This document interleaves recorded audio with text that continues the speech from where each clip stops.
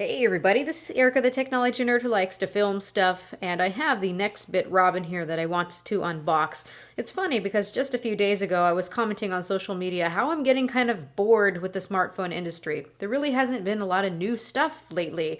Smartphones, to me, have been getting to be all the same and looking all the same, functioning all the same, except for some different skins and maybe some different camera functions and features.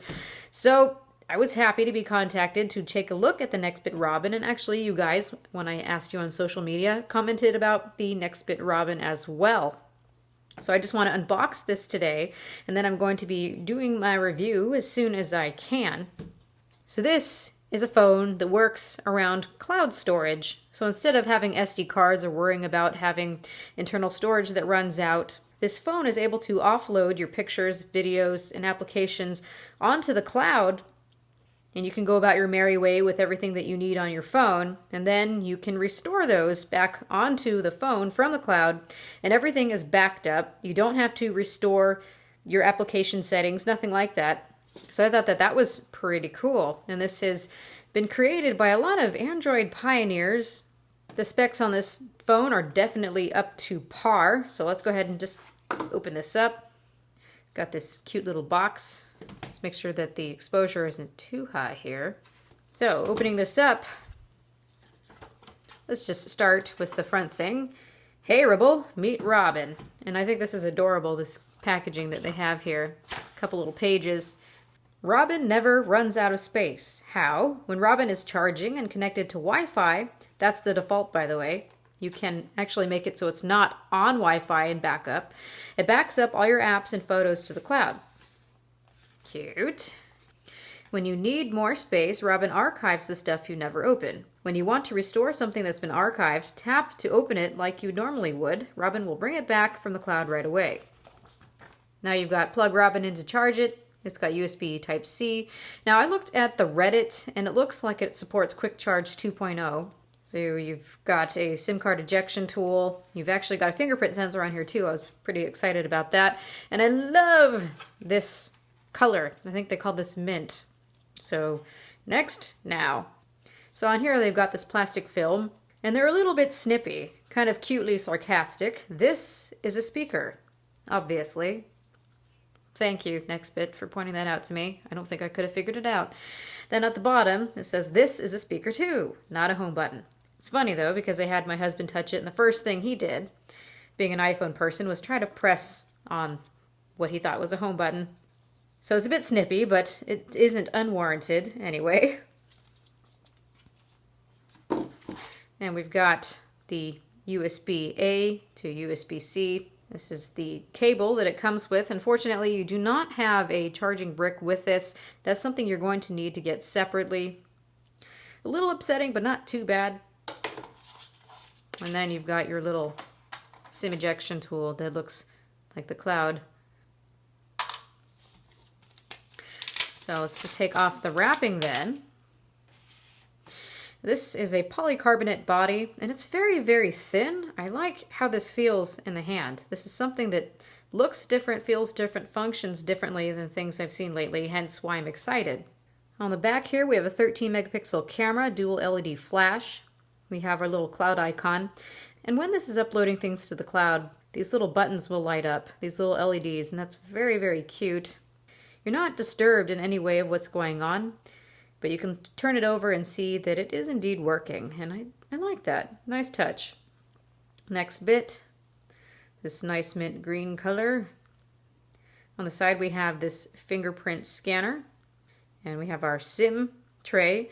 Now this phone, there's a GSM version and also a CDMA version. You're going to be able to have LTE that works perfectly fine on AT&T and T-Mobile, and there's also one that's going to be for Verizon and Sprint, so you will have LTE available, and you will be able to use this whether it's a GSM or a CDMA network, so that's nice. Plus it's unlocked, so you don't have to worry about where to take it or where you can use it. We have a 5 megapixel camera on the front. This looks like a proximity sensor, ambient light sensor.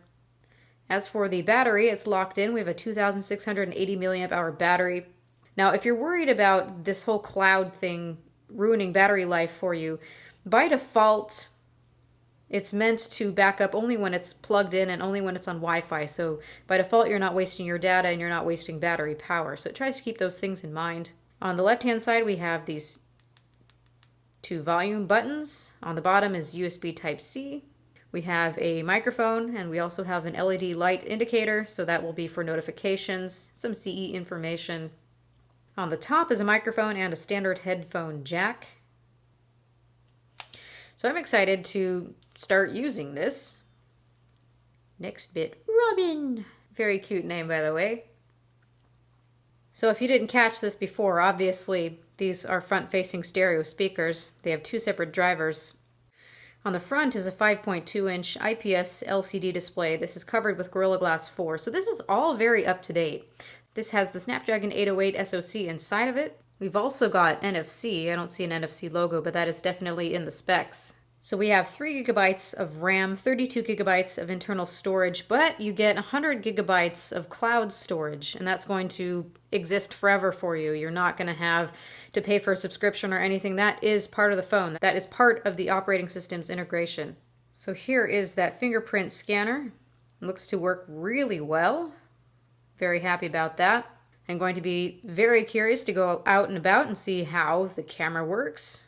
Phones need to have a good functioning camera to me. That's very, very important. Has the ability to film in 4K, just like all the other flagships, so it's got a lot of really great bells and whistles here. The interface is very simple. This has Marshmallow on it, and Nextbit says that this is going to be getting the newest updates as quickly as they possibly can, so it's going to be a very well-supported phone. You do have a little bit of a skin on here, so the launcher isn't completely stock. You don't have an app drawer, although that's not so much a problem, just put a different launcher on here. But when you pinch, this is where you're going to have access to your widgets. So it's a little bit different. It's something I need to take some time to get used to. So you can see here that on this home screen, we've got some applications that look grayed out, or they call these ghosts. These are applications that have been archived. If I touch on one, it's going to restore it right away for me. And all of my app settings and everything are going to be restored as well. So I find that to be extremely cool.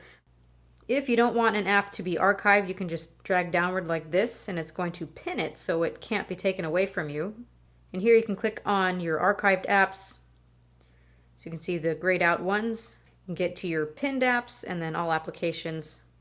I'm very excited to take a look at this. I'm going to take this around as my daily driver for so many days. And then I will get into the full review.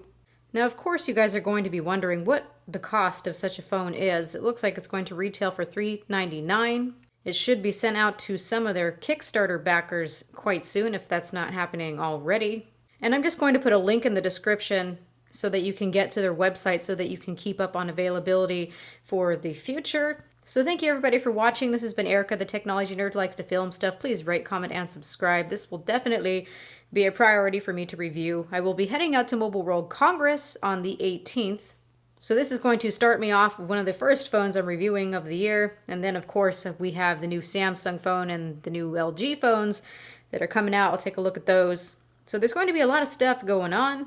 Please leave your comments in the comment section below. Ask me your questions. Ask me what you want to know about this phone. This is a really nice, slim feeling, very sturdy, light, but robust feeling phone. Very different, very interesting. Let me know what you think, and have a good day, guys.